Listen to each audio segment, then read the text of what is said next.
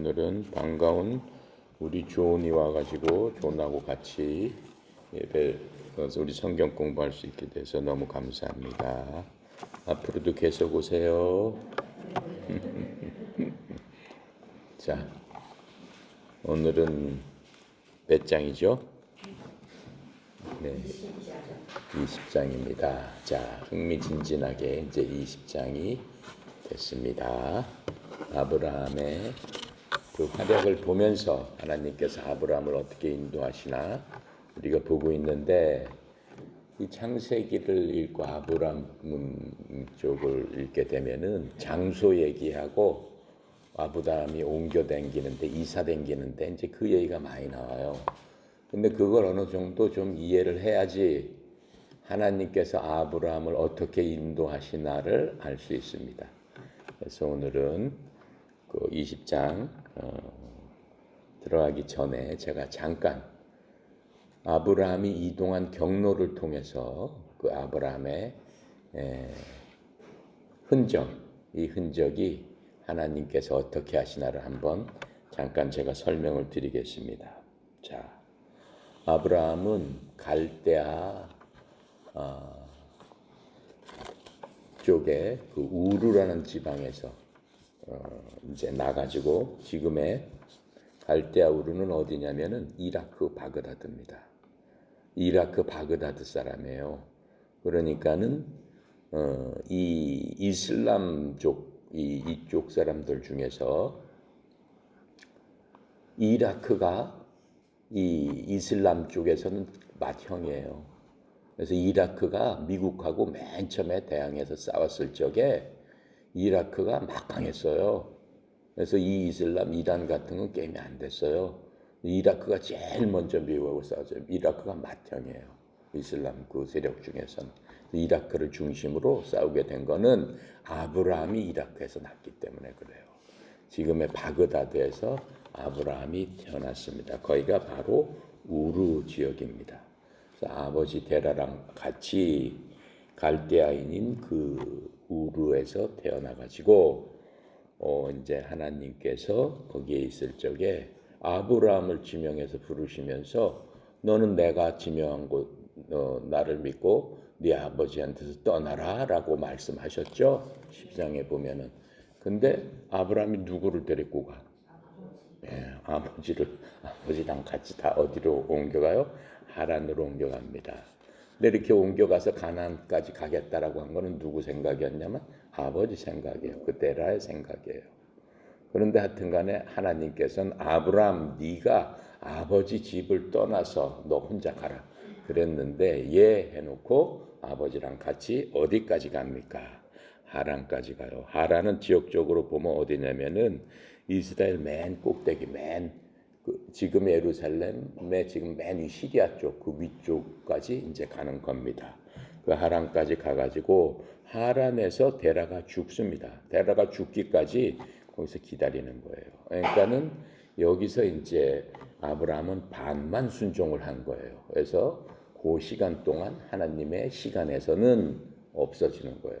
그러니까 하나님께서는 우리 인간에게 일정한 삶의 시간을 주지만 하나님께서 계수하시는 시간은 하나님께서 우리를 보는 시간은 하나님의 뜻대로 행하는 그 시간 그게 하나님의 시간이에요. 그래서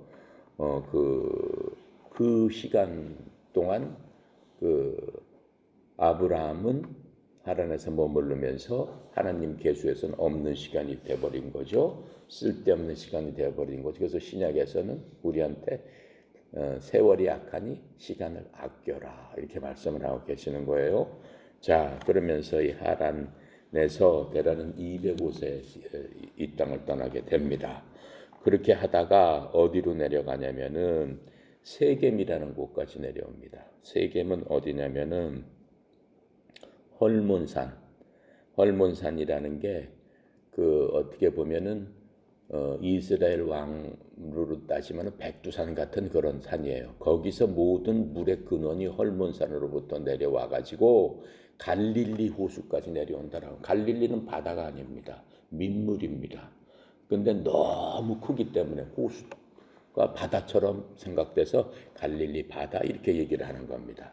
그래서 그 산이 헐몬산의 물이 쭉 흘러가지고 갈릴리 호수까지 이제 오게 되는 거죠. 근데 이 세겜은 헐몬산하고 그 갈릴리 그 바다 그 가운데쯤에 있는 게 세겜입니다. 그러니까는 지금의 이스라엘 영토가 되겠죠. 그 세겜까지 내려옵니다. 세겜까지 내려온 다음에 거기서 조금 더 내려가서 베델이라는 곳에서 하나님 앞에 예배를 하게 됩니다. 그래서 우리가 창세기 12장에서 베델에 이르러서 제단을 쌓고 여호와의 이름을 부르니라 하나님의 이름을 부르니라라고 하는 것을 성경책에서 이미 공부를 했습니다. 그래서 베델인데 기근이 잠시 있는 바람에 아브라함이 어디로 간다고 그랬어요? 애굽 땅으로 그냥 쭉 내려가 버려요. 그러니까 애굽 땅은 이 제가 얘기했지만 이스라엘 이 땅은 하나님께서 매일 아침마다 이슬을 주시고 물을 주셔야지만 되는 땅이에요. 그 가나안 땅이라는 게 땅 자체로 보면은 좋은 땅이 아니에요. 그냥 산맥 안에 말하자면은 그 평지들을 이루고 있는 그런 땅이에요. 실제로 가 보면은 적과 꿀이 흐르는 그런 땅이 아니에요. 그냥 우리가 생각한 네덜란드 이런 평원의 멋있는 그런 게 전혀 아니에요. 하나님께서 아침 저녁으로 물과 이슬을 주시지 않으면은 다 스며들어 버리는 땅이기 때문에 그때마다 하나님의 은혜가 베풀어 줘야지만 모든 식물들이 제대로 살 수 있는 그런 땅입니다. 그런 땅인데 애굽 땅은 그렇지 않다고 그랬죠. 나일강 옆에 있어서 나일강이 범람할 때마다 그 땅에 비옥한 흙을 운반하기 때문에 항상 비옥한 그런 땅이에요. 거길로 옮겨가는 것들을 우리가 보게 되죠. 그렇죠? 기근 때문에 애굽에서 잠깐 올려갔지만 거기서 완전히 창피를 당하고 자기 부인 때문에 그렇죠? 부인하고 서로 약속해서 우리가 오누이라고 하자. 너 때문에 내가 죽을 수도 있다. 이렇게 해가지고 눈가림으로 오누이라고 했다가 누이를 어떻게 후궁으로 잡아가는 바람에 하나님의 계획이 벌써 완전히 틀어질 뻔하는 거예요. 하나님께서 강권적으로 역사하셔서 이집트 바로 왕한테 안 된다라고 얘기하죠. Don't touch 이렇게 얘기하는 거예요. 그 여자는 어때? 다른 사람의 부인이다. 넌 건드리지 말아라. 놀래가지고 어떻게 아브라함을 바로가 혼내면서 그렇죠?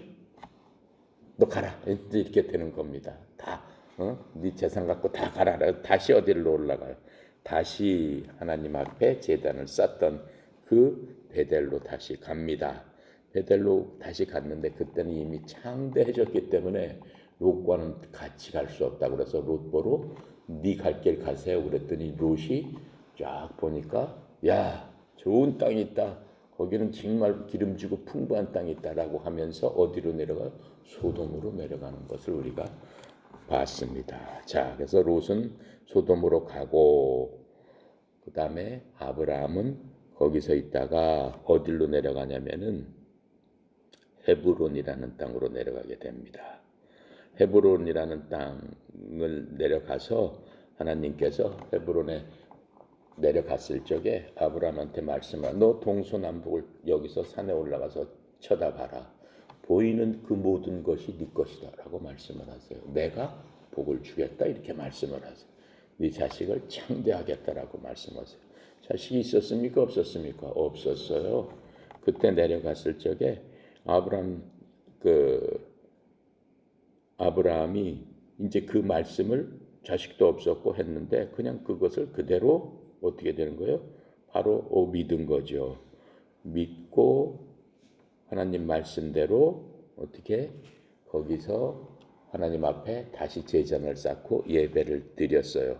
그러는 사이에 무슨 일이 하나 발생하게 됩니다. 무슨 일이 발생하게 됐죠?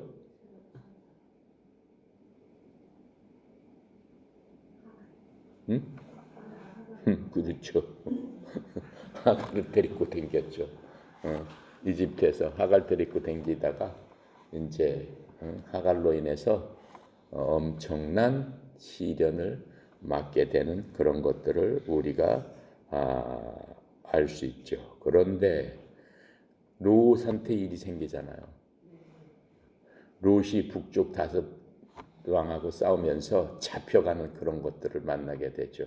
그래서 북쪽의 단이라는 데까지 가가지고 아브라함이 자기 조카 롯을 구출해 옵니다. 구출해 오는 과정 중에 누구를 만나게 돼요?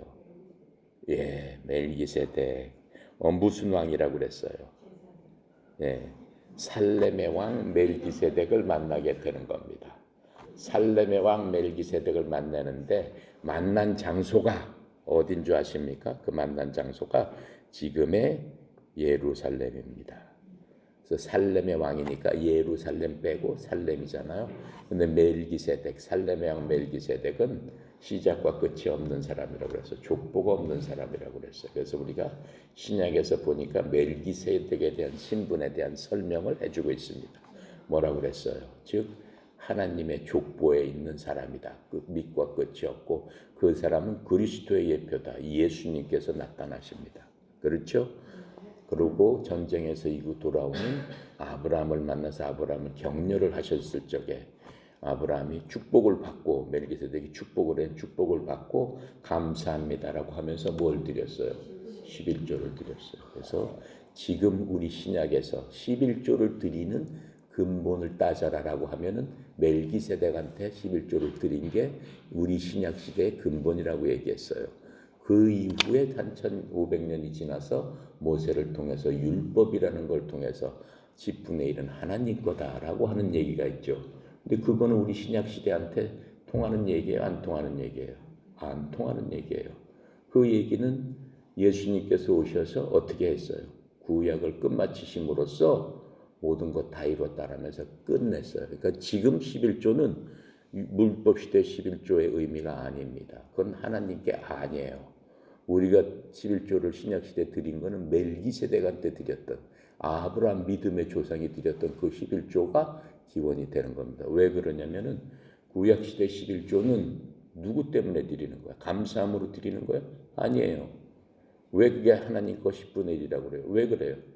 레위 자손이 아무 일도 안 하면서 하나님께서 레위 자손한테는 지분을 주지 않으셨어요. 땅을 다 나눠주면서 니네들이 경작하고 거기서 어떻게 해라. 먹고 살아라 그랬는데 레위 지파한테 주셨어요? 안 주셨어요. 레위 지파는 하는 일이 뭐야? 너는 오로지 하나님의 제단에서 하나님만 섬겨라 하면서 레위 지파한테 하나님께서는 땅을 주지 않으셨어요. 대신 레위 지파는 그럼 어떻게 먹고 삽니까? 하나님을 섬겼기 때문에 모든 11지파가 니네가 번 것의 10분의 1을 다 모아서 레위 지파를 주어라 라고 얘기한 겁니다. 그래서 11조를 안 드리면 어떻게 되는 거야? 레위 지파가 굶어 죽을 수밖에 없어. 근데 레위 지파는 무슨 일을 하는 거야? 하나님의 제단, 제사 일을 하고 예배를 하고 하나님을 섬기고 그 섬기는 건 다 누굴 위해 섬기는 거야? 모든 지파를 위해서 레위 지파는 대신해서 그 일을 하기 때문에 하나님께서 11조를 니네가 준 거에서 이 사람을 매겨라는 게 그게 11조의 의미예요. 그래서 구약의 11조에서는 11조를 안 주면 어떻게 되는 거야? 죽여라라고 하는 거예요. 완전히 그건 법이에요. 말하자면은 부가세 내는 식으로 누구나 내야 되는 거야. 그러니까 11조를 감사함으로 내는 게 아니에요. 강제적으로 내는 거예요. 그 법이기 때문에 안 내면 이스라엘에서 쫓아내는 거예요. 아니면 죽어야 되는 거예요. 그 의미가 틀린 거예요. 그렇죠?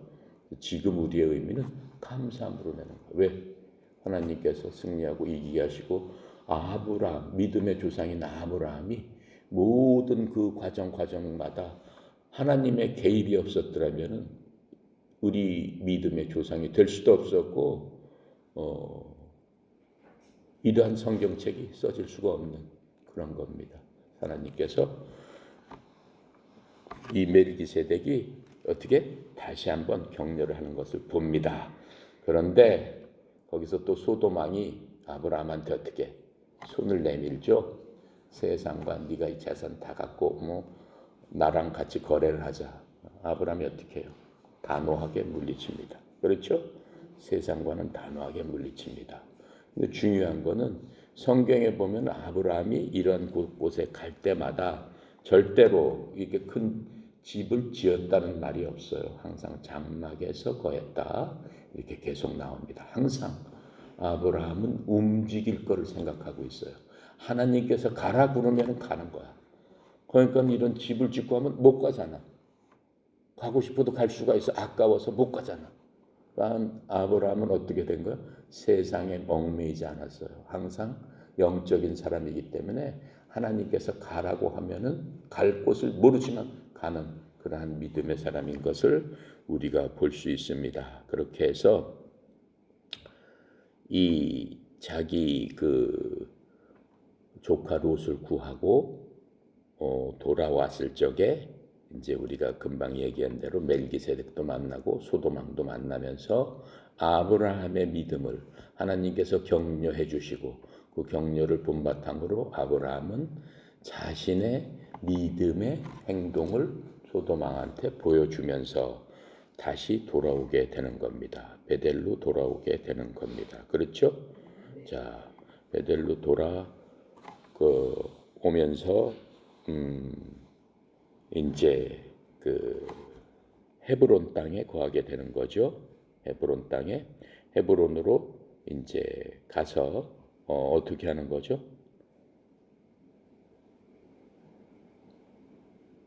어저께 본 거예요. 거엘 쪽에 헤브론이 마므레라고 얘기돼 있죠. 마므레가 헤브론 땅 마므레예요. 마므레 상수리 나무 밑에서 주님과 천사 둘을 만나잖아요. 그러면서 나쁜 얘기 또 슬픈 얘기를 듣게 되잖아요. 좋은 얘기는 뭐야? 네가 1년 후에 아들을 낳을 것이다. 나쁜 얘기는 뭐야? 네 조카가 사는 소돔을 멸망시키겠다. 라고 하는 얘기를 듣게 되는 겁니다. 그게 어디서 일어난 거냐면은 헤브론 즉 마므레 그 지역에서 살 적에 일어난 겁니다. 그때 나이가 몇 살이에요? 85살이에요. 그러니까 10년이 된 거예요. 10년 동안 그러한 일을 겪으면서 이제 경제적으로도 자리를 잡았고 영적으로도 많은 경험을 했습니다. 그러면서 아브라함은 몇 살에 죽냐면 175살에 죽어요. 인생의 반을 산 시점에서 이제 그 일을 겪게 되는 겁니다. 자, 그러면서 내년에는 누가 나온다고 그랬어요? 이삭이 나온다라고 했어요. 자, 이삭이 나오는 이제 그것을 오늘 공부하는 거죠. 이제 성경을 이제 보는 거죠. 자, 이삭이 나오는 것을 보게 되는 겁니다. 그런데 헤브론에서 다시 어디로 옮겨가죠? 그랄이라는 데로 옮겨가게 됩니다. 오늘 이제 헤브론에서 그랄로 옮겨가면서 아브라함이 이제 이삭을 낳기 전에 겪는 일을 이제 우리가 보게 됩니다. 그랄 지역은 어디냐면은 그랄이라는 데는 성경에 보면은 이스라엘을 끝까지 괴롭히고 하는 그 족속이 있어요. 다윗이 계속 싸우고 골리앗이 싸웠던 족속이 있어요. 그게 블레셋 족속이에요. 그게 영어로는 필리페스라고 해가지고 지금의 팔레스타인 있죠. 걸핏하면 가자 지역에서 팔레스타인과 이스라엘군이 싸워가지고 뭐 맨날 폭탄을 하나 뭐 가자 지역으로 떨었는데 또 팔레스타인이 몇 명이 죽고 팔레스타인 이스라엘에다 화염병을 던졌습니다. 테레비 딱 틀면 미국에 가면은 CNN 뉴스에서 첫 번째 나오는 게 국내 뉴스가 아니에요. 첫 번째 나오는 게 이스라엘 뉴스예요. 전 세계 초점은 이스라엘을 향하는 거예요. 그러니까는 우리나라는 좀 멀리 떨어져서 그렇지만은 미국에 가면 새벽에 딱 틀면은 예루살렘 누굽니다. CNN 누굽니다라고 하면서 어저께 무슨 일이 있어서 뭐 맨날 그 얘기하는 거예요. 왜 미국이 그 CNN 뉴스에서 이스라엘을 할까요? 이스라엘이 세계 중심이에요, 사실은. 하나님의 역사에서 우리가 쭉 봐왔지만은 이스라엘을 갖고 모든 역사를 하나님께서 경영을 하고 계신다라고 하는 거예요. 미국은 아는 거예요. 그렇죠? 서방의 선진국들은 그걸 아는 거예요. 성경에 그랬잖아요. 아브라함을 만나서 아브라함 12장에 아브라함하고 약속한 게 누구든지 너한테 축복하면 내가 축복할 것이고 너를 저주하면은 내가 반드시 저주하리라.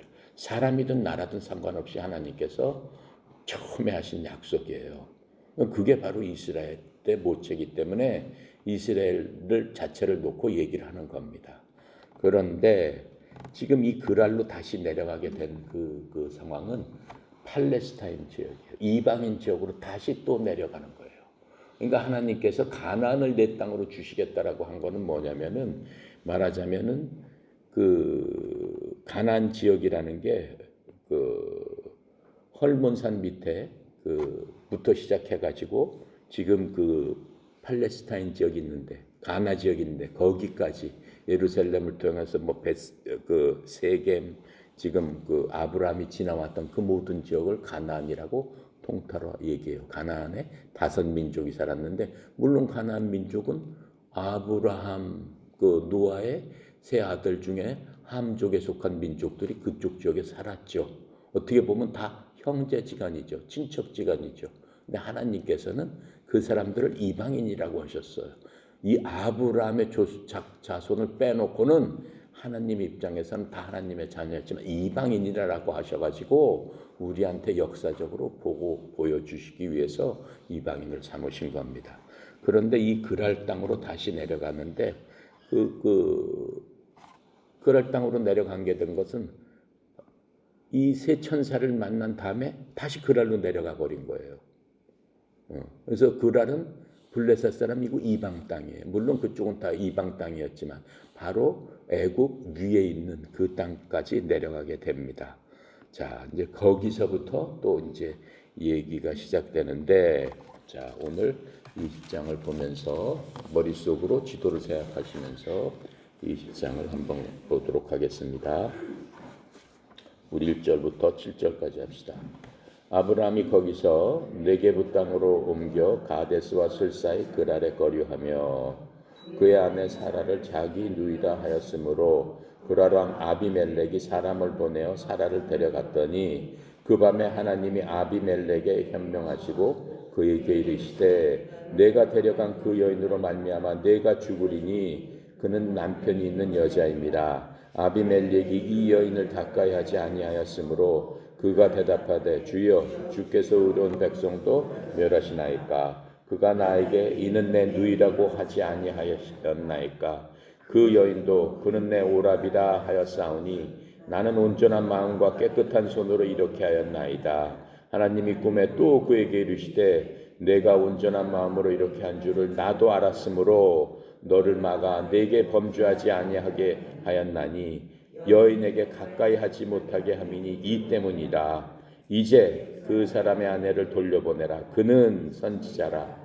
그가 너를 위하여 기도하리니 내가 살려니와 내가 돌려보내지 아니하면 너와 내가 속한 자가 반드시 죽을 줄 알지니라. 아브라함이 또 문제를 일으킵니다. 그렇죠? 한번 그 애굽 땅으로 내려갔을 적에 어떻게 했어요? 자기 누이를 갖다가 자기 부인을 누이라고 속여가지고 사람을 헷갈리게 해서 왕으로 하여금 실수하게 만들었는데 그러한 것들을 갖고 아브라함이 하나님 앞에 회개를 했을까요? 안 했을까요? 했죠. 근데 왜 또 이런 짓을 해? 이거 회개를 한 거야, 안 한 거야? 안 한 거예요. 회개는 그런 게 아니다라고 하는 거예요. 하나님께서. 회개라는 거는 죄를 꺼내놓고 밝은 빛으로 갖고 오는 거예요. 밝은 빛으로 갖고 와가지고 하나님께서 밝은 빛에서 우리를 심판하신 것처럼 자기 스스로 밝은 빛으로 자기를 데리고 와서 하나님이 보시는 것처럼 심판을 하는 게 회개입니다. 그러니까 다시 어둠 속으로 들어가지 못한다라고 하는 거예요. 후회는 뭐예요? 그냥 어둠 가운데서 주여 제가 내 부인을 아내라고 속여가지고 다른 그 왕한테 줬는데도 바보처럼 병신처럼 쪼다처럼 아무 말도 못하고 그냥 뺏겼는데 하나님께서 다시 돌려주셨으니 하나님 감사합니다. 앞으로 안 그럴게요 라고 하면서 끝내는 게 회개예요. 그런데 또 어떻게 했어? 또 똑같은 짓을 하면서 또 회개를 하겠지. 주여 잘못해서 후회를 하는 거야. 그거는. 그건 하나님께서 말씀하시는 회개가 아니다라고. 하나님께서 뭐라고 그러셔? 하나님의 심판 가운데로 들어와라. 그 빛 가운데 들어와서 네 스스로 들어와서 돌이켜라라고 하는 거야. 거기서 어둠에서 180도로 돌아가서 하나님의 심판 가운데로 들어가라. 빛 가운데 서 있어라라고 하는 거야. 다시 어둠 속으로 들어가지 말아라라고 하는 거야. 그것을 얘기하고 있는 거야. 지금.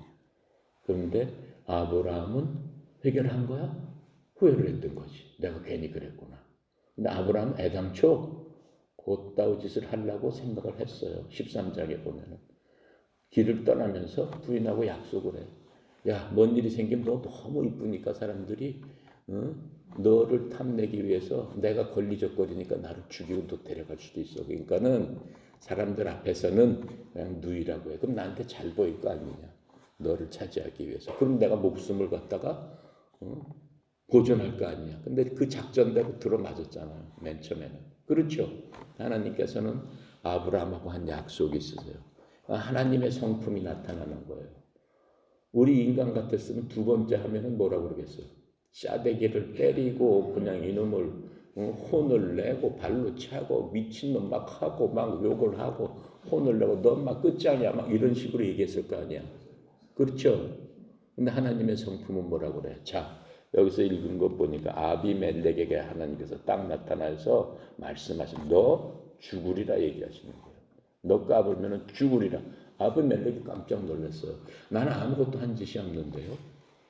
나는 이 사람이 저거 한다고 그래서 내가 내 부인으로 맞으면 신분도 높아지고 돈도 주고 모든 것도 잘해가지고 더 잘해주려고 한 건데 내가 뭐 잘못한 게 있습니까? 라고 얘기하니까 하나님께서 알고 있다. 그러면서 어쨌든 넌 까불면 죽는다라고 말씀하셨어요. 그랬더니 아비멜렉이 어떻게 깜짝 놀라는 거예요. 예. 아비멜렉은 블레셋 왕이에요. 블레셋 사람들은 다곤 신상이라는 게 있었어요. 나중에 다곤 신상이라는 게 다윗 시대 때 나옵니다. 예. 그래가지고 바알 그 신을 섬기는 아주 센 사람들이에요. 그리고 그 당시 이 블레셋 사람들은 성도 있었고 왕도 있었고 아주 센 사람들이에요. 근데 아브라함 족장에 불과한 거예요. 거기에 비하면은 이 팔레스타인 사람들 지금 이 펠레세라고 하는 그 땅에 거하는 블레셋 사람들 즉 팔레스타인들은 그 당시에는 바알 세굽하고 다고라는 이름의 바알 신상을 섬기던 그런 사람들인데도 불구하고 하나님께서 딱 나타나서 하시니까는 이것들은 신이 아니다라고 하는 것을 알 수 있어요. 그 왕이 쩔쩔매잖아요. 하나님의 위엄과 하나님만이 오직 하나님이시다라고 하는 것들을 이방 왕을 통해서도 딱 나타나시는 거예요. 하나님 딱 나타나시면 꼼짝을 못해요. 사시나무 떨면서 꼼짝을 못하는 것을 볼 수 있다라고. 네. 하나님께서 그렇게 나타나시면서 그렇게 얘기를 하신 다음에 또 누구한테 얘기를 하는 거예요? 이제 아브라함은 어떤 사람이다라고 하는 것들을 말씀해 주시는데 아브라함 보고 뭐라고 말씀을 하세요? 그는 선지자다.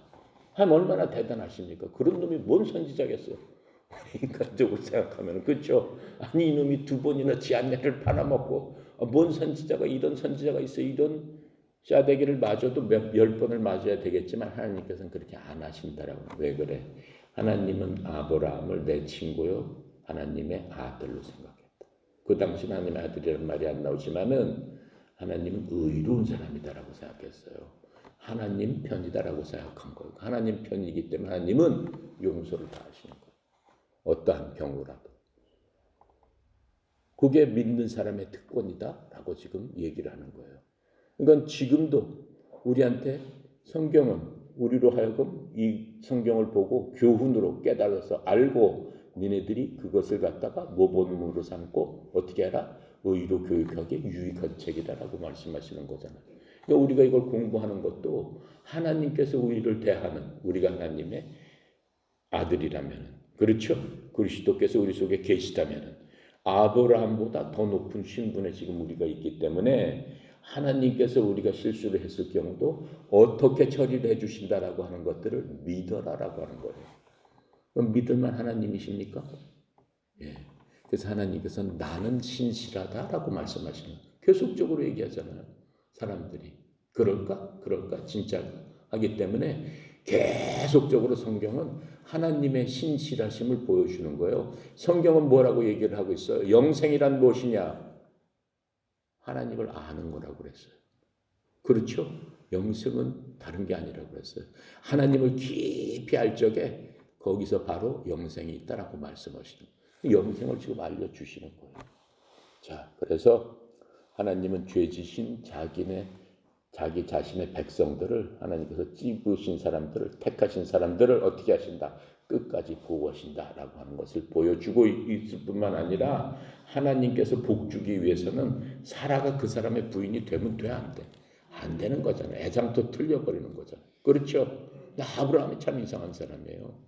바로 천사를 만나가지고 1년 전도 아닐 거야. 몇 개월 전에 만났는데 왜 또 글로 가가지고 거기서 무슨 짓을 하는 거야? 또 자기 아들. 그러니까 이 사람이 하나님의 약속을 천사를 만나고 하나님을 받는 그 감격을 잃어버리는 거예요. 하나님께서 말씀하시잖아요. 우리한테 계속 말씀하시잖아요. 왜 네가 첫사랑을 잊었느냐 말씀하시는 거 아니에요. 하나님 만나는 게 첫사랑이란 말이에요. 그때는 감격에 눈물을 흘리고 엎어져서 하나님 감사합니다 막 난리 법석을 치다가 며칠 지나면 그 감격이 눈 녹고 사라진다라고 하고 세상을 접하게 되면은 그 감격은 다 팔아버리고 눈에 보이는 거, 느껴지는 거, 만져지는 거 그게 더 좋아서 따라간다라고. 그게 롯 같은 사람이에요. 아브람도 잠깐 실수로 이런 것을 알 수 있습니다. 8절부터 우리 13절까지 갑니다. 아브멜렉이 그날 아침에 일찍 일어나 모든 종들을 불러 그 모든 일을 말하여 들려주니 그들이 심히 두려워하더라. 아비멜렉이 아브람을 불러 그에게 이르되 내가 어찌하여 우리에게 이렇게 하느냐? 내가 무슨 죄를 내게 범하였기에 내가 나와 내 나라가 큰 죄에 빠질 뻔하게 하였느냐? 내가 합당하지 아니한 일을 내게 행하였도다 하고 아비멜렉이 또 아브람에게 이르되 내가 무슨 뜻으로 이렇게 하였느냐? 아브람이 이르되 이곳에서 하나님이 두려워함이 없으니 내 아내로 말미암아 사람들이 나를 죽일까 생각하였으며 또 그는 정말로 나의 이복누이로서 내 아내가 되었음이니라. 하나님이 나를 내 아버지의 집에 떠나 두루 다니게 하실 때 내가 아내에게 말하기를 이후로 우리가 가는 곳마다 그대는 나를 그대의 오라비라 하라. 이것이 그대가 내게 베풀 은혜라 하여. 이 엉뚱한 얘기를 하잖아요. 멜렉이 불러다 하니까 이게 꼭 뭔 얘기 같아요? 에덴 동산에서 아담이 죄를 지었을 때 하나님께서 아담아 너 그런 짓 하면 되냐라고 했을 적에 하와는 뭐라고 얘기해? 저는 안 하려고 그러는데 뱀이 와서 시켰어요. 그렇죠? 아담 너는 왜 그랬어? 저는 안 먹으려는데 마누라가 줘서 어쩔 수 없이 먹었어. 이런 식의 이런 핑계를 대면서 이 13절에 보면은 애당초에 자기가 그렇게 하려고 했다고 얘기를 하잖아요. 그렇죠? 그러니까는 믿음이 없는 하란에서 우르에서 살면서 그런 모든 것들이 익숙해진 거예요. 그러니까 세상과 타협하고 세상 방식대로 해서 남을 속이고 그냥 자기 합리화하고 인간의 생각으로 하는 것에 아주 익숙한 거예요. 그러니까 그 얕은 꾀를 갖고 이 세상을 살아나가는 믿음의 사람도 그렇게 했다라고 하는 거예요. 그러니까는 여기서 이렇게 적나라하게 성경은 적나라하게 다 얘기를 해요. 예를 들어서 이 세상에 따른 경전이라고 하는 것들은 그렇게 얘기를 안 합니다. 그 신들을 신격화시켜야 되기 때문에 절대 그렇게 얘기를 안 합니다. 그런데 우리 성경은 그렇게 얘기를 안 해요. 그냥 적나라하게 하나님께서 그대로 다 얘기를 해요. 그렇죠? 하나님께서 아주 기뻐했던 다윗 같은 사람도 그 사람은 간음한 자여 살인자다. 이렇게 말씀하세요. 예수님 족보에도 쭉 나와서 보면은 그 족보가 이방인 사람들도 들어있고 살인자도 들어있고 그 족보 안에 어떻게 시어머니하고 시아버지하고 간통해서 낳은 아들이 예수님 족보에 들어와 있어요. 그런 모든 것들은 뭘 얘기하는 거야? 하나님께서는 순수하고 절대적으로 의로우신 분이고 하나님께서는 절대적으로 투명하신 분이다라고 하는 것들을 우리에게 그대로 보여주는 거예요. 그래서 여기서 믿음의 조상인 아브라함에 대해서 미화를 하지 절대 않습니다. 있는 그대로 성경은 다 까발려서 얘기를 해주는 겁니다. 그래서 성경은 믿을 수 있는 책이다라고 우리가 알 수 있는 거죠. 그래서 이제 아브라함은 어떤 짓을 하는 거야? 자기를 갖다 합리화하기 위해서 왕한테 나가서 이렇게 또 얘기를 하지만 어떻게 해? 아브라함은 또 뭐 창피를 당하는 거죠. 창피를 당할 수밖에 없잖아. 예, 하는 짓이 계속 그렇게 되니까는. 자, 그렇게 하면서 봅시다. 마지막 절까지 갑시다. 14절부터 마지막 절까지. 아비멜렉이 양과 소와 종들을 이끌어 아브라함에게 주고 그의 아내 사라도 그에게 돌려보내고 아브라함에게 이르되 내 땅이 내 앞에 있으니 내가 보기에 좋은 데로 거주하라 하고 사라에게 이르되 내가 은 1000개를 내 오랍에게 주어서 그것으로 너와 함께 한 여러 사람 앞에서 내 수치를 가리게 하였노니 내 일이 다 해결되었느니라. 아브라함이 하나님께 기도하며 하나님이 아비멜렉과 그의 아내와 여종을 치료하사 출산하게 하셨으니 여호와께서 이왕에 아브라함의 아래 사라의 일로 아비멜렉의 집의 모든 태를 닫으셨음이니라. 자, 그러면서 이제 그랄에서 블레셋 땅에서 일어난 일들을 하나님께서 말씀을 해주시고 계세요. 그러니까 우리가 어디서 누구랑 어떻게 사느냐 굉장히 중요하다라고 말씀하시는 거예요. 그러니까 아브라함이 하나님과 동행하면서 이 하나님의 집에 거했을 적에 베델은 하나님의 집이라고 그랬잖아요. 그러니까 아브라함이 영적으로 고갈되고 했을 적에는 성경에 보면 거의 베델로 올라가요. 처음 하나님을 만나고 처음으로 하나님께서 다시 축복하시고 몇 번째로 축복하시면 그 땅에 가서 하나님께 올라가서 그 신앙을 회복하는 거예요. 그러니까 우리가 인생 살면서 되도록이면은 끼리끼리 살아야 된다라고 하는 거예요. 끼리끼리가 누구야? 믿는 사람. 그렇죠? 담배 피는 사람은 담배 피는 사람, 술 마시는 분은 술 마시는 분끼리, 믿는 사람은 믿는 사람끼리. 그렇죠? 끼리끼리 살았을 적에 되는 거예요. 근데 우리의 하나님께서 말씀하시는 거는 뭐예요? 니네끼리 끼리끼리 살지만은 그 사람들 중에서 니네 쪽으로 땡겨야 되지 않겠느냐라고 말씀하시는 거예요. 그렇죠? 그게 전도다라고 하는 거예요. 그게 구원이다라고 하는 거예요. 그렇죠? 우리가 구원받은 기쁨으로 이렇게 같이 함께 하나님의 말씀을 나누지만은 하나님께서는 모든 사람을 바라보실 적에 애통한 마음으로 바라보신다라고 하는 거죠. 그러시면서 그 모형을 보여주신 게 예수님이다라고 하는 거예요. 예수님께서 그렇게 많은 사람을 사랑했듯이 하나님이 세상을 이처럼 사랑하사 끼리끼리 모여있는 사람 다 사랑했다라고 하는 거예요.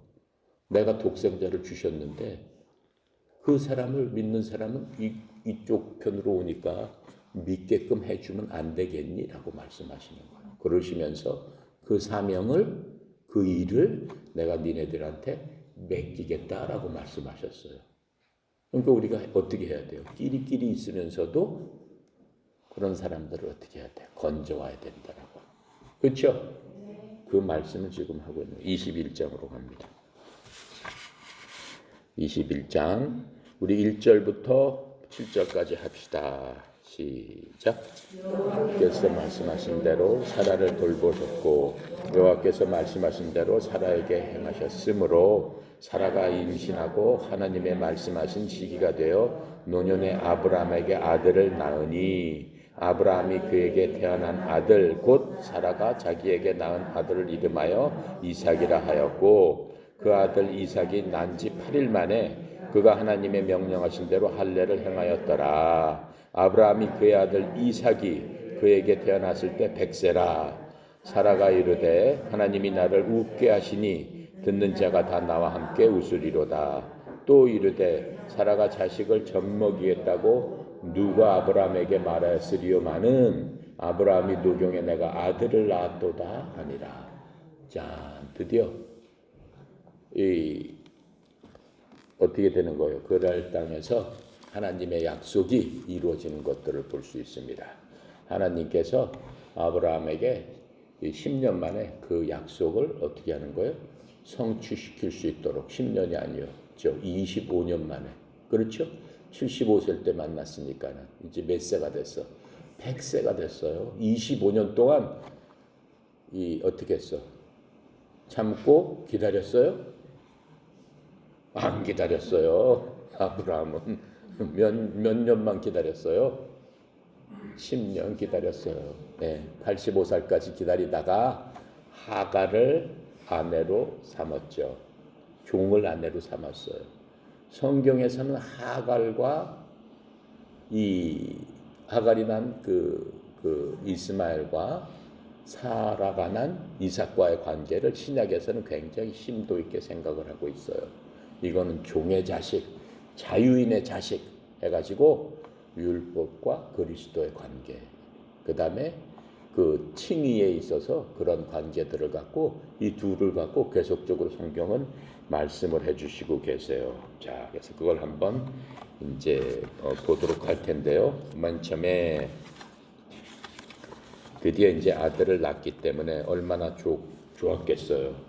너무나 이제 기쁘고 했지만은 아브라함이 하나님의 말씀을 끝까지 인내하지 못하고 순종하지 못한 그 결과가 온 인류에 미치는 그러한 영향들, 그것들을 보게 되고 아브라함 자신도 큰 아픔이 된다는 것들을 이제 보게 되는 겁니다.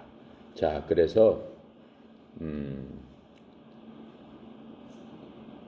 아브라함의 자식 이제 이 태어나는 그 과정을 우리가 봤고, 아브라함이 아들을 몇 세 때 낳았다고 그랬어요?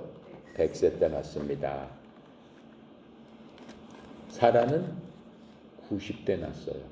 90살 때. 그 다음에 사라가 산 생에는 127살에 죽어요. 사라는. 아브라함은 175살에 죽는다고 그랬죠. 120세에 죽는다고 이제 성경에 나와 있습니다. 그러면서 그 아들 이름을 뭐라고 그랬어요? 이삭이라 하라. 왜 이삭이라고 해? 웃었잖아요. 그렇죠? 하나님께서 네 아들을 낳을 것이다 라고 했을 때 둘 다 웃었어요. 아브라함도 웃었고 사라도 웃었어요. 아브라함은 내가 100세인데 이제 날까요? 라고 하면서 웃었지만 그건 너무 좋은 거야. 하나님께서 내가 100세인데도 아들을 낳게 해주시는구나. 너무 좋은 거야. 사라는 어떻게? 그 뒤에서 이렇게 싹 들으면서 웃었어. 내가 90살인데 무슨 아들이야. 그러면서 하나님의 말씀을 비웃었어요.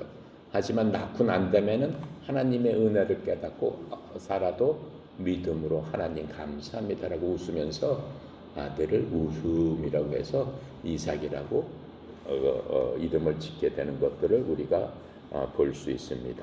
자, 그렇게 하고 우리 8절부터 우리 16절까지 해볼게요. 아이가 자라매 젖을 떼고 이삭이 젖을 떼는 날에 아브라함이 큰 자치를 베풀었더라.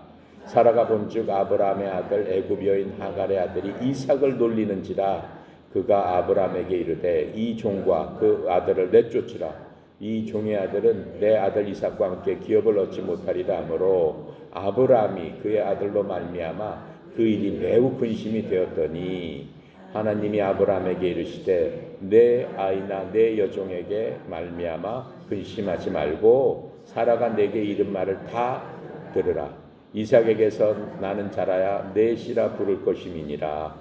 그러나 여종의 아들도 넷이니 내가 그로 한 민족을 이루게 하리라 하신지라. 아브라함이 일찍부터 일어나 떡과 물 한 가죽 부대를 가져다가 하갈의 어깨에 메어주고 그 아이를 데리고 가게 하니 하갈이 나가서 브엘세베 광야에서 방황하더니 가죽 무대에 물이 떨어진지라. 그 자식을 관목 덤불 아래 두고 이르되 아이가 죽는 것을 참아 보지 못하겠다 하고 화살 한바탕 거리에 떨어져 마주 앉아 바라보며 소리되어 우니. 이제 여기까지 보겠습니다. 자, 드디어 이 온 가족에게 시험이 들었어요. 이제 나이를 보면은 아이가 자라서 젖을 뗐다라고 했으니까 몇 살쯤 됐겠어요? 젖을 한 3살? 그렇죠? 한 3살이라고 치면은 이 이스마엘은 나이가 몇 살쯤 됐겠어요? 아브라함이 몇 살 때 낳았죠? 이삭을 86살 때 나가지고 100살이 됐으니까 이스마엘 나이가 14살이 됐잖아요.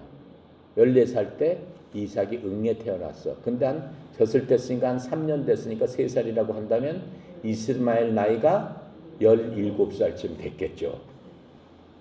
이삭이 3살, 이스마엘이 17살 때 일어난 일이에요, 지금. 그리고 이제 아브라함은 103살쯤 됐겠죠. 이제 일어났는데 사라는 93살이 됐겠죠. 그런데 이제 놀리는 거예요. 17살 남매가. 그렇죠? 꿀밤도 주고 뭐 울리기도 하고 뭐 그랬겠죠. 그러니까는 엄마가 못 참는 거야. 누가 못 참는 거야? 사라가.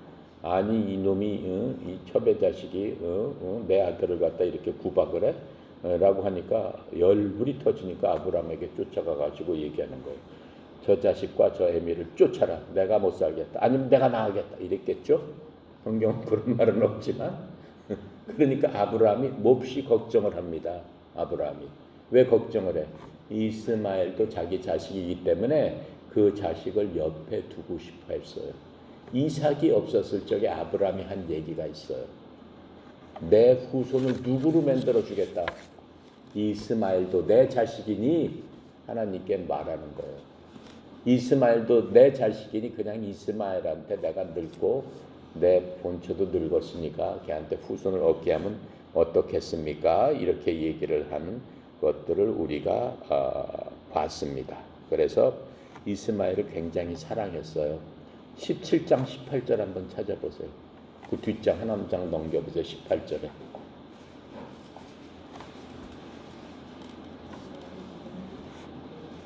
뭐라고 써 있어요? 창세기.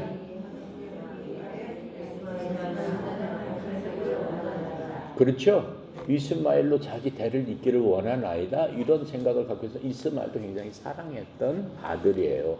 자기 곁에 두고 있고 싶어 했어요. 하나님께서 단호하게 말씀하시잖아요. 어떻게 해라? 쫓아라. 내쫓아라. 사라 말대로 해라. 이렇게 말씀을 하시잖아요. 그렇죠? 거기서 이제 우리는 이 여러 가지 이제 생각을 할 수 있는데 이스라엘과 즉 이스마엘과 이삭과의 관계는 육체적으로 자기 생각대로 난 것을 육신으로 낳았다라고 하는 거예요. 그러니까 사람이 자기 생각대로 무엇을 하겠다라고 하나님께서 봤을 적에는 네가 전부 네 육신대로 한다라고 얘기를 하는 거예요. 성경은. 보이는 것, 만져지는 것, 느껴지는 거로 행하는 모든 일들은 하나님과 관계없다라고 말씀하시는 거예요. 그러니까 이스마엘은 육체적으로 했기 때문에 하나님과는 사실 관계없는 일들이에요. 그럼에도 불구하고 하나님의 성품에 따라서 긍휼을 베푸시는 것뿐이다라고 얘기를 하는 거예요. 근데 결과적으로는 큰 책임이 이제 있게 되는 것을 우리가 보게 되는 거고, 영적으로 낫다라고 하는 것은 하나님은 영이시기 때문에 하나님의 뜻대로 행하고 하나님께 순종하는 사람은 영적으로 행하고 영적인 사람이다라고 하는 거예요.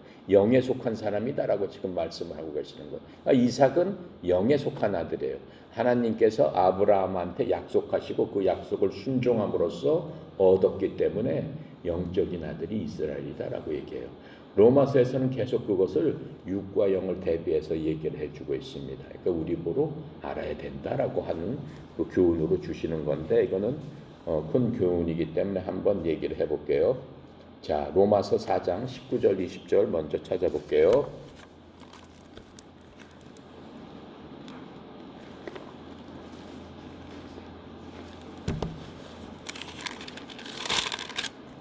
로마서 4장 19절 20절 보니까 18절부터 볼게요. 로마서 4장 신약 245쪽에 있습니다. 18절 19절 20절 같이 읽겠습니다. 아브라함이 바랄 수 없는 중에 바라고 믿었으니 이는 내 후손이 이가 되리라 하신 말씀대로 많은 민족의 조상이 되게 하려 하심이라. 그가 백산화되어 자기 몸이 죽은 것 같고 사라의 태가 죽은 것 같음을 알고도 믿음이 약해지지 아니하고 믿음이 없이 하나님의 약속을 의심하지 않고 믿음으로 견고하여져서 하나님께 영광을 돌렸다라고 얘기하는 거예요. 그러니까 우리가 하나님 앞에 무슨 영광을 돌리겠습니다. 그 얘기는 뭐예요? 그 얘기는 뭐예요? 내가 뭘 해서 뭘 막 1등을 하고 뭘 공부를 잘해서 하나님 앞에 영광을, 물론 그것도 하나님의 영광이 되겠지만은 하나님께서 말씀하시는 하나님의 영광은 하나님의 말씀에 순종해서 그 순종함이 이루어졌을 때 누가 이루는 거예요? 결국은 하나님이 이루시는 거예요. 결국은 우리가 이루는 게 아니에요. 그러니까 사람은 자기 힘으로 무언가를 하기 위해서 내가 하나님께서 99% 하시고 내가 1%로 열심히 노력해야지. 하갈처럼, 그렇죠? 이스마엘을 낳는 것처럼 하나님을 도와드려야지. 그럼 내가 내 판단으로 해서 내 자식을 내가 낳으면 하나님 도와드리는 일이 아닐까? 그거 아니다라고. 하나님의 영광을 가리는 일이다라고 하는 거예요. 100% 믿음 가운데서 우리가 걸어갔을 적에 하나님의 영광이 나타난다라고 하는 거예요. 그러니까는 이삭을 낳게 한 건 하나님의 영광이 드러내는, 하나님 기뻐하시는 그러한 일이다. 하나님의 영광을 영광되게 하기 위해서는 우리가 할 수 있는 일이 없어요. 우리가 무언가를 하려고 그러면은 우리의 의를 생긴다고 그러면은 하나님께서 뭐라고 그러셔? 우리 어저께 읽어봤잖아요. 이사야서 64장 6절에 너희들은 다 부정한 물건 같고 너희들이 행하는 의는 쓰레기와 같다라고 하나님은 말씀하시고 계시는 거예요. 그러니까 우리가 할 수 있는 건 하나님을 위해서 뭘 한다? 어리석은 얘기다라고 하는. 그렇죠? 예를 들어서 선교도 뭣도 하나님을 위해서 뭘 한다? 어리석은 얘기다라고 하는 거예요. 안 하라는 얘기가 아니고 그 동력이 하나님께로부터 와야 된다라고 하는 거예요. 그 동력을 내가 끌어서 쓰려고 그러면 그건 하나님의 영광이 안 되고 자기 영광이 된다라고 해요. 그러니까 모든 사역의 중심은, 사역이라고 하면은 하나님을 섬기는 일의 중심은 하나님의 동력으로부터 오는 게 원칙이다라고 합니다. 모든 교회는 하나님의 동력으로부터 와서 그 일을 했을 적에 하나님께서 영광이 되는 거지, 교회 프로그램이나 교회 뭐나를 통해서 하나님 앞에 영광을 돌린다, 어리석은 일이다라고 하는 것들은 성경에서 바로 보여주시고 있잖아요. 그렇죠? 그래서 하나님께서는 이스마엘과 이삭을 통해서 너네들이 어떻게 해야 된다라고 하는 것들을 극명하게 지금 보여주시기 위해서 이 과정을 다 만드셨다라고 생각하면 될 것 같습니다. 자, 그렇게 하고 이제 오직 하나님의 약속의 능력으로 된 것임을 우리가 굳게 깨달아야 돼요. 그래서 육과 영, 옛 본성과 새로운 성품은 언제나 대립되게 마련입니다. 그럼 갈라디아서 5장 16절부터 24절까지 있습니다. 그거는 계속 많이 나왔기 때문에 여러분들이 꼭 찾아봐야 되겠어? 꼭 찾아볼까 그러면? 그래, 찾아봅시다. 5장 16절부터 24절.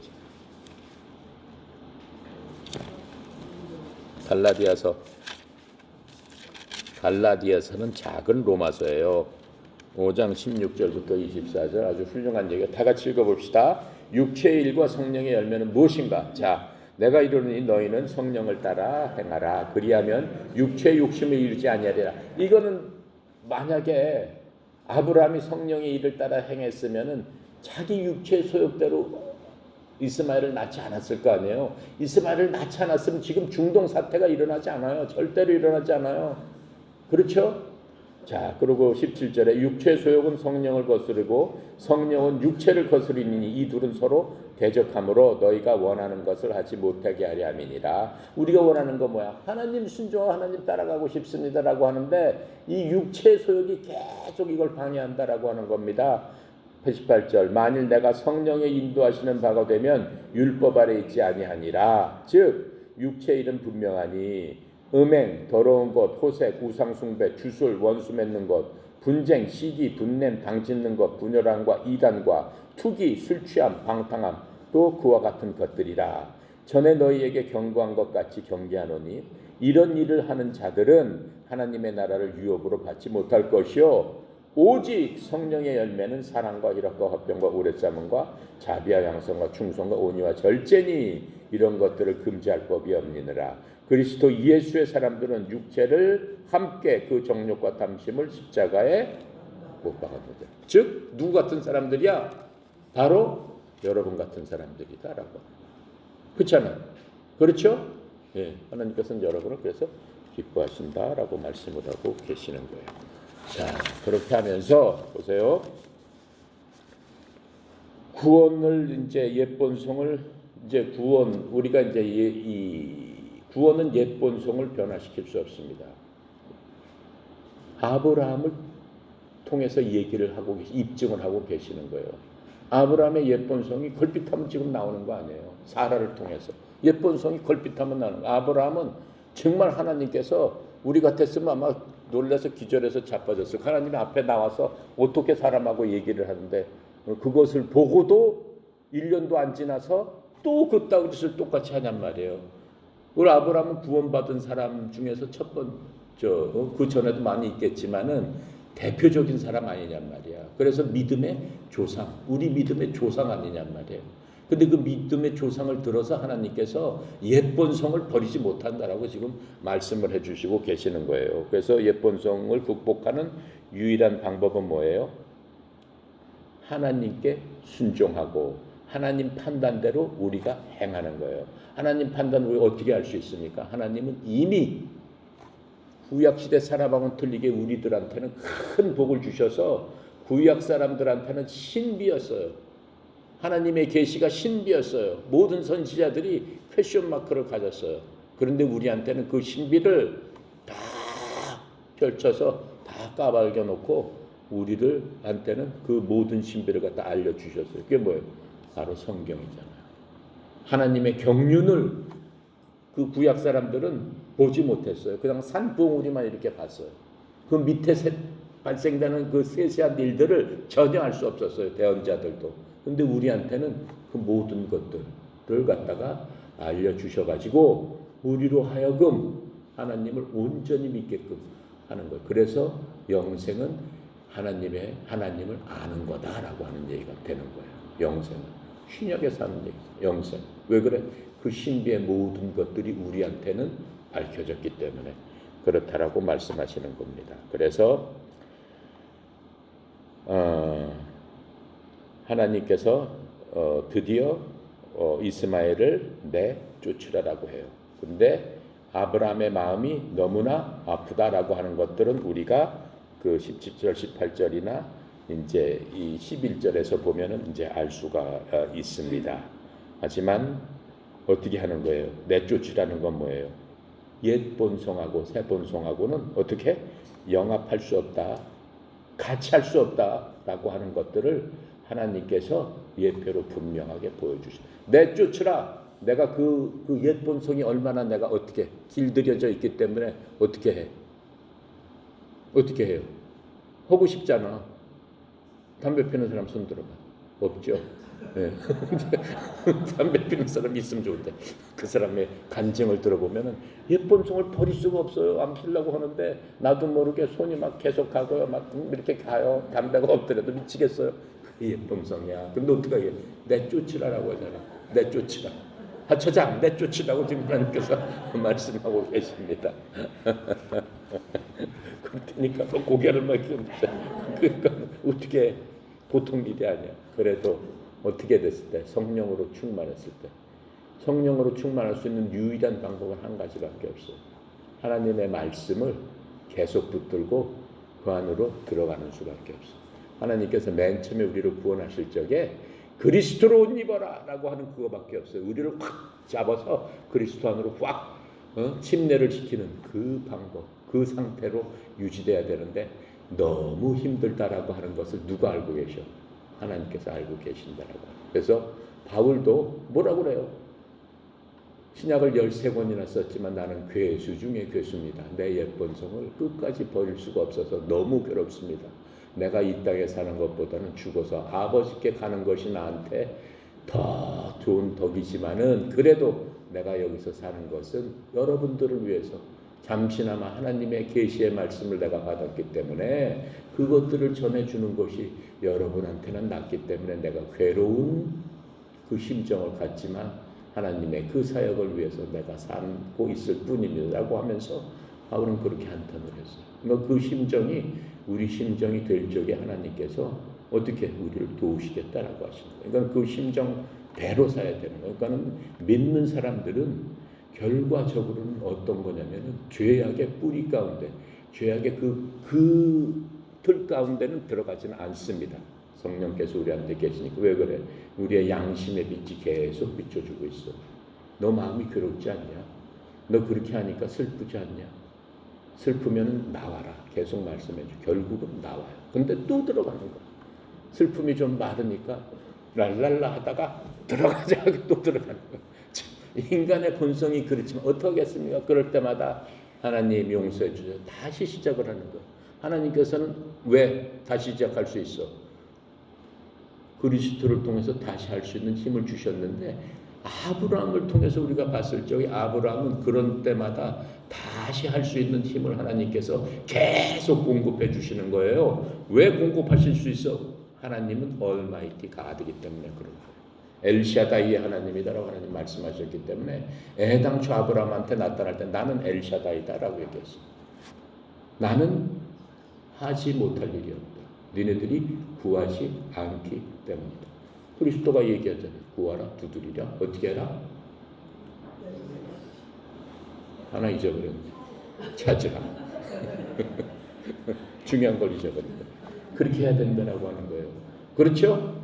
네, 그걸 말씀해 주시겠죠. 자, 그 다음에 어디까지 읽었어요? 자, 17절부터 읽으면 되죠? 자, 17절부터 끝까지 읽읍시다.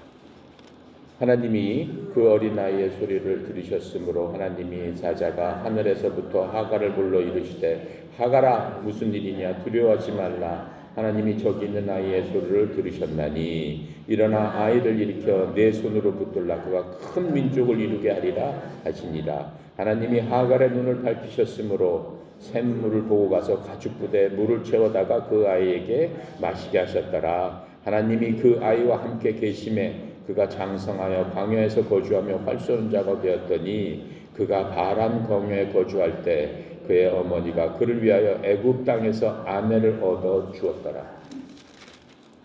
그렇죠? 자, 이제 이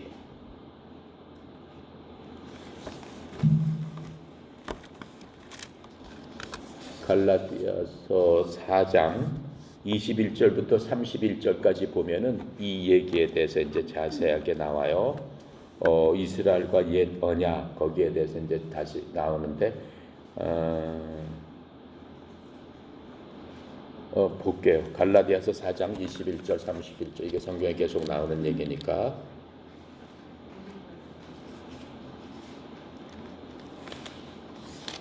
갈라디아서 4장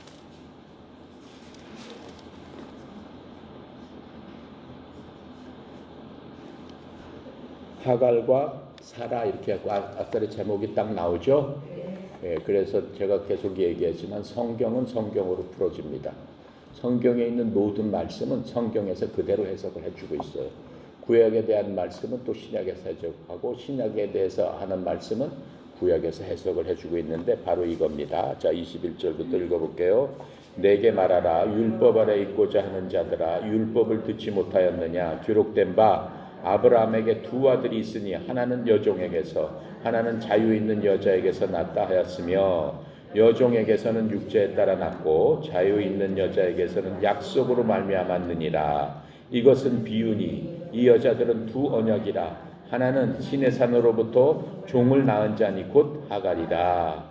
이 하갈은 아라비아에 있는 신의 산으로서 지금 있는 예루살렘과 같은 곳이니 그는 그 자녀들과 더불어 종노릇하고 오직 위에 있는 예루살렘은 자유자니 곧 우리의 어머니라. 기록된 바 잉태하지 못한 자여 즐거워하라. 산고를 모르는 자여 소리질러 외치라. 이는 홀로 사는 자의 자녀가 남편 있는 자의 자녀보다 많음이라 하였으니 형제들아 너희는 이삭과 같이 약속의 자녀라. 그러나 그때 육체를 따라 난 자가 성령을 따라 난 자를 박해한 것 같이 이제도 그러하더라. 그러나 성경이 무엇을 말하느냐? 여종과 그 아들을 내쫓으라. 여종의 아들이 자유 있는 여자와 더불어 유업을 얻지 못하느니라 하였느니라. 그런즉 형제들아, 우리는 여종의 자녀가 아니요 자유 있는 여자의 자녀니라.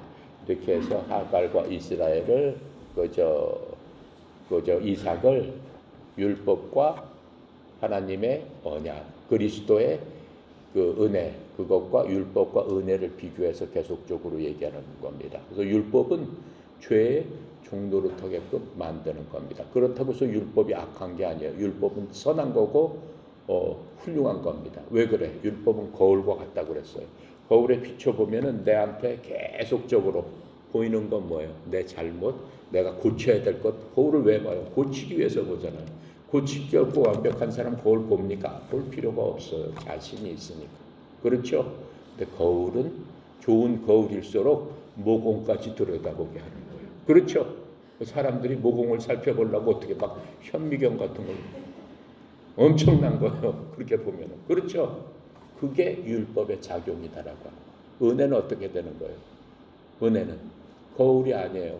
거울 보러 거울아 내가 이쁘냐 그러면 너 못생겼다 라고 가르쳐 줄 수는 있지만 거울아 내 검댕이 좀 고쳐라라고 하면 고쳐줘요? 못 고친다라고요. 네가 고쳐라라고 얘기해요. 그렇죠?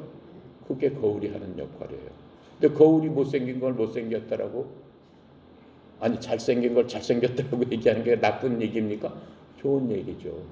훌륭한 거죠. 알려주기 때문에. 그러니까 우리가 거울로 비춰봤을 적에는 어떻게 돼? 온통 우리의 잘못을 깨달아 알 수 있고 더 비춰봤을 적에는 더 알 수 있다라고 하는 거야. 보면 볼수록 선한 것은 안 보이고 악한 것만 나온다라고 하는 거예요. 육체적인 것들이 계속적으로 거울을 통해서 비춰준다라고 하는 거예요. 하지만 은혜는 그렇지 않잖아요. 그렇죠? 그리스도 안에 있으면 나한테 보이는 거는 뭐예요? 그리스도 안에 있으면 나를 보는 건 뭐예요? 거울이 나를 보는 게 아니에요. 하나님이 나를 보시는 거예요. 하나님한테 내가 비춰졌을 적에 너는 내 아들이라 그거밖에 안 보이는 거예요. 왜 그래?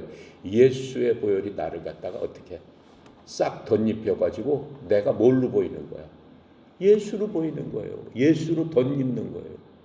그러니까 그 얘기를 하는 거예요. 그게 자유 아니냐라고 하는 거야. 그 안에서 네가 그 거울로 봤을 적에는 내가 뭘 잘못하고 뭐 거기에 얽매여가지고 죄 속에 얽매여가지고 네 인생이 슬프지 않냐라고 하는 거예요. 그리스도 안으로 들어와라. 지금 그 얘기를 하는 거예요. 너는 자유자에서 난 자다라고 하는 거예요. 지금 은혜 가운데서 태어난 자다. 이렇게 다시 말씀을 해주시는 거예요. 그렇죠? 좋은 얘기죠? 자, 그렇게 하면서 이제 새 언약과 언약을 이 두 개로 비유해서 신약에서 설명을 해주고 있는 것들을 우리가 봤습니다.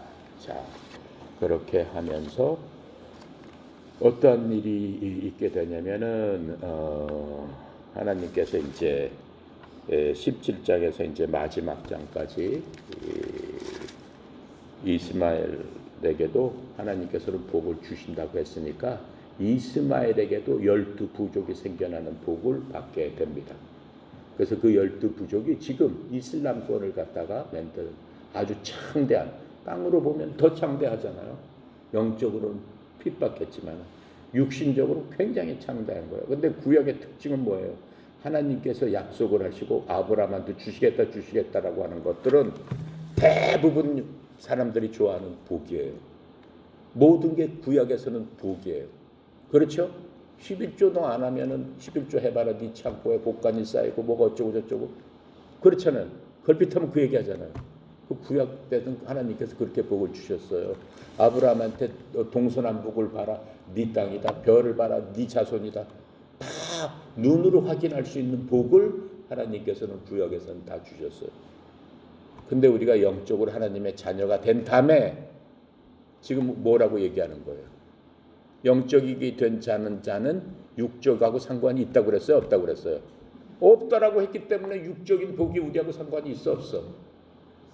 말을 안 하네. 없어. 잘 생각하고 빼야 돼? 없어요. 없어. 육으로 난 건 육이고 영으로 난 건 영이기 때문에 사실은 우리랑 상관없어요. 예수님 제자 봐요. 제대로 된 사람이 있어. 막판에 말년에 목이 잘려 죽고 십자가에다 빗고 거꾸로 달려 죽고 다 그랬잖아요. 그 복이에요? 복이 아니잖아. 구약에 가서 생각해보면 그게 복이야? 절대 복이 아니잖아요. 근데 하나님께서 뭐라고 그래? 그 사람들과 함께 내가 이 세상을 지배하러 내려오리라. 그 왕관을 쓰고 그 사람들이 나와 함께 이 세상을 지배하리라. 이렇게 말씀하시잖아요. 그렇죠? 신약의 복은 그게 아니다라고 하는 거예요. 신약의 복은. 에베소서 1장 3절이에요. 하나님께서는 어떻게 해주신다고 했어요? 하늘에 있는 처소의 영적인 복으로 이미 너희들한테 복을 주었느니 라고 말씀하세요. 영적인 복은 어딨어? 계시록 하니까는 조술렐의 집 모양이 있잖아. 모든 조술렐의 집 앞에 땅은 뭘로 돼 있어? 금으로 돼 있어. 금바가 이렇게 있어. 쟤네 집 땅이 금바야. 걔네 집 문을 여니까 홍보석, 녹보석, 그 다이아몬드는 게임이 아니야. 뭐 이따만한 게 다 잡혀 있어. 막 꽉 들어가가지고 조술래 집 이렇게 써 있잖아요. 그렇잖아요. 무슨 상관이 있냐 이거. 금바 하나를 살라고 막 얘네 집에 가면 널렸는데 그걸로 막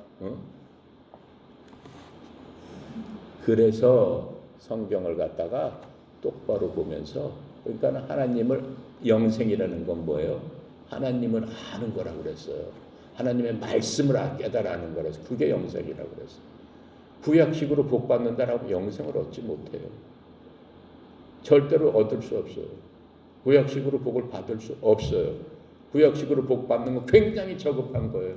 구약식으로 복을 받겠다라고 하나님을 믿게 되면은 하나님을 알지 못해요. 그러니까 하나님 말씀 그대로 읽으면 돼. 네.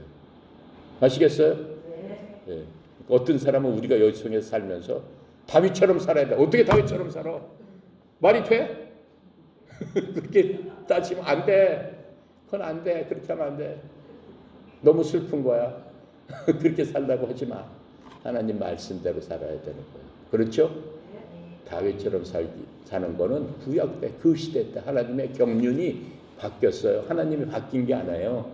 하나님의 경륜은 시대에 따라서 계속 바뀌었다고 얘기했잖아요. 그렇잖아요. 내가 예를 들어서 얘기해 줬잖아요. 음식을 먹을 적에 어떻게 하라고 그랬어요? 비늘이 없는 거 먹지 마라. 발굽 떨어진 거 먹지 마라. 피 먹지 말아라. 목매인 거 먹지 말아라. 그렇게 얘기했잖아요. 이스라엘 사람들은 아직까지도 먹지 않아요. 이스라엘 사람들은 제일 좋아하는 게 뭔지 아세요? 미국 가면은 잉어예요. 비늘이 엄청 많기 때문에. 붕어예요. 비늘이 엄청 많기 때문에. 그렇죠? 무슨 장어라든가 뭐 이런 거 또 뭐죠? 여러분이 좋아하는 거 쏘가리라든가 무슨 비늘이 없는 그런 것들 장어 여러분 스테미너 음식이라고 좋아하잖아요.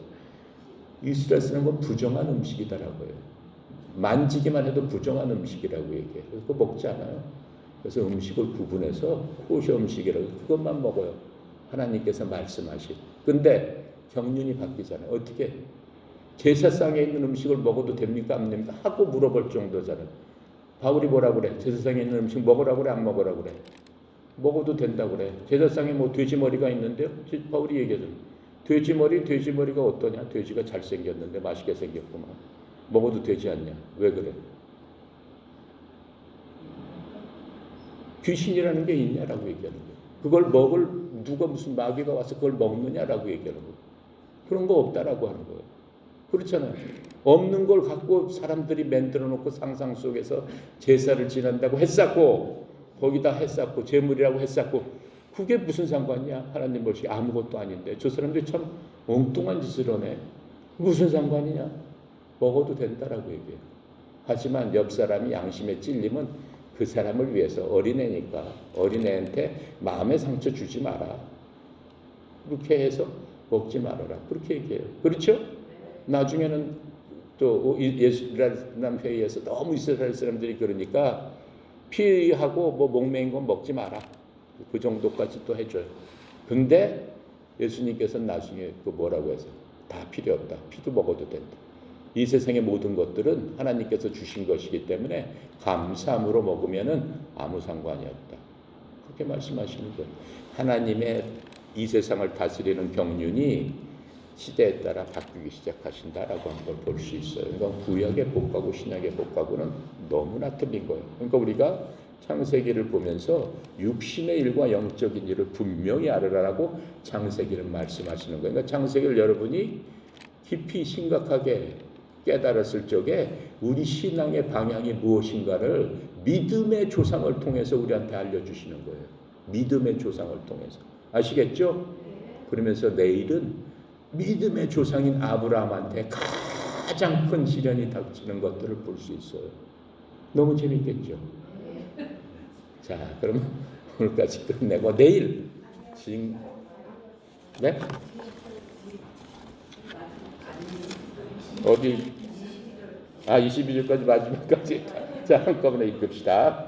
그때 아비멜렉과 그 군대 장관 비골이 아브라함에게 말하여 이르되 내가 무슨 일을 하든지 하나님이 너와 함께 계시도다. 그런즉 너는 나와 내 아들과 내 손자에게 거짓되이 행하지 아니하기를 이제 여기서 하나님을 가리켜 내게 맹세하라. 내가 네게 후대한 대로 너도 나와 네가 머무는 이 땅을 행할 것이니라. 아브라함이 이르되 내가 맹세하리라 하고 아비멜렉의 종들이 아브라함의 우물을 빼앗은 일에 관하여 아브라함이 아비멜렉을 책망하매 아비멜렉이 이르되 누가 그리하였는지 내가 알지 못하노라. 너도 내게 알리지 아니하였고 나도 듣지 못하였더니 오늘에야 들었노라. 아브라함이 양과 소를 가져다가 아비멜렉에게 주고 두 사람이 먼저 서로 언약을 세우니라. 아브라함이 7 암양 새끼를 따로 놓으니 아비멜렉이 아브라함에게 이르시되 이 7 암양 새끼를 따로 놓으면 어쩌미냐. 아브라함이 이르되 너는 내 손에서 이 암양 7 새끼를 받아 내가 이 우물 판 증거를 삼으라 하고 두 사람이 거기서 서로 맹세함으로 그곳을 브알세바라 이름하였더라. 그들이 브알세바에서 언약을 세우매 아비멜렉과 그 군대 장관 비골은 떠나 블레셋 사람의 땅으로 돌아가고 아브라함은 브알세바에 에셀나무를 심고 거기서 영원하신 여호와의 이름을 불렀으며 그가 블레셋 사람 땅에서 여느 지냈더라. 자, 이제 여기서는 또 무슨 얘기가 나오냐면은 아브라함이 이제 현실적으로 믿지 않는 사람하고 뭐라는 거예요? 계약 관계를 이제 갖게 되는 겁니다. 무슨 계약 관계를 갖게 돼요? 이제 그 땅을 갖다가 멜렉이 하나님의 경고하심을 받고 놀래 가지고는 아브라함이 보통 사람이 아니다라고 하는 것을 알게 돼요. 그러면서 그 자기한테 축복해 주기를 원하는 거고 또 자기가 이제 이 아비멜렉은 굉장히 인간적인 거죠. 인간적인 것으로서 아브라함과 잘 지내려고 합니다.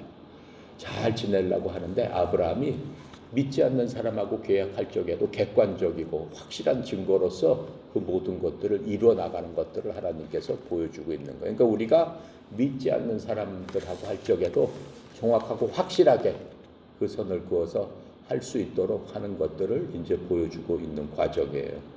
그러면서 이제 브엘세바라고 하는 말이 나오죠. 브엘세바. 근데 거기서 아브라함이 그 그랄 근처 브엘세바에다가 우물을 팠어요. 우물을 판 것에 대해서 나중에는 막 이 블레셋 사람들이 그 우물을 메꾸어 버리고 하는 것들이 나와요. 근데 그 우물을 그 판 것에 대해서 정확한 계약 관계를 갖다가 얘기하는 거예요. 그 짐승들을 주면서 내가 내 우물로서 이것을 팠다라고 하는 것들을 증거로 삼아 달라라고 하면서 그 모든 것들을 이제 확실하게 하는 그것들을 이제 성경에서는 보여주고 있는 겁니다. 자, 그래서 오늘은 보기까지 하도록 하죠. 됐죠? 자, 기도하고 마치겠습니다. 감사하시고 거룩하신 하나님 아버지 참으로 은혜 감사합니다. 저희들이 무엇이간데 하나님께서 이 세상 창세 전부터 우리를 택하시고 그리스도를 통해서 예정하시고 또 예수님으로 말미암아 우리가 하나님께 양자 삼아 주셔서 우리가 하나님을 아버지라고 부르면서 하나님께서 믿음의 조상인 아브라함을 통해서 행하신 모든 일들을 우리한테 밝히 알게 하시고 아브라함을 통해서 우리가 나갈 신앙의 방향을 인도하여 주신 주님 참으로 감사합니다. 이 모든 것들이 우리 믿음의 교훈이 돼서 우리가 인생 지나갈 적에 믿음의 등불로 말미암아 자로나 우로나 치우치지 않는 길을 걷게 하시고 믿음의 빛으로 말미암아 우리 인생길이 하느님 앞에 소망을 두고 하나님 앞에 나갈 적에 주께서 친히 보호하시고 지켜주신다는 약속의 말씀을 아브라함처럼 굳게 믿으며 오늘도 믿음으로 승리하는 주의 자녀 다 되도록 주여 도와주시옵소서. 특별히 코로나 사태로 저희들 삶 가운데 여러 가지 많은 어려움이 있습니다. 무엇보다도 인생 살아가면서 필요한 이런 경제적인 문제, 또 영적으로 여러 가지로 힘들고 어려운 문제, 이 많은 것들이 우리를 괴롭히지만은 아브라함의 교훈을 받듯이 우리가 믿음으로 하나님의 약속을 굳게 믿고 흔들리지 않고 하나님께서 내가 너를 버리지도 떠나지도 않고 내가 불 가운데 있든지 물 가운데 있든지 내가 너를 지키리라 주여 말씀하셨사오니 그 말씀대로 실천하며 말씀대로 행하고 우리 심령이 믿음으로 더욱더 굳건해져서 하나님의 무한하신 자원이 어떠한가 이 힘을 깨닫고 하나님께 더욱더 간절히 기도하고 간구하고 가까이 가는 귀한 시간이 되어서 오히려 복이 될 수 있도록 주여 도와주시옵시고 이 시간 저희들과 함께 동행하여 주시옵소서. 특별히 고개 숙인 주의 자녀들을 기억하여 주시고 가정과 또 하는 사업장과 또 기도하는 모든 제목 하나님 들어서 알고 계시오니 주님의 은혜 가운데 온전히 인내하며 오직 주만 바라보게 하여 주시옵소서. 특별히 송영희 이사장님 협회를 이끌어 나가는데 많은 힘들고 어려운 일들이 참으로 많이 있지만 일들을 통해서 하나님과 더욱더 가까이 가고 하나님의 무한하신 자원을 믿고 하나님의 자원을 흘려보내는 통로로서 이제까지 해왔던 역할도 아버지 하나님이여 어려움 없이 잘 해서 하나님의 이름이 나는 곳에 하나님의 영광 올려드리는 귀한 종으로서 사명 잘 감당하도록 주여 지키고 보호하여 주시옵소서. 오늘 하루도 저희들 여러 가지 프로그램으로 새롭게 모이고 함께하고 있습니다. 프로그램을 축복하여 주시옵시고 참여하는 모든 주의 종들 지혜와 총명과 명철로서 도와주시옵소서. 감사드리며 우리 주 예수 그리스도 이름으로 기도드렸습니다. 아멘. 감사합니다.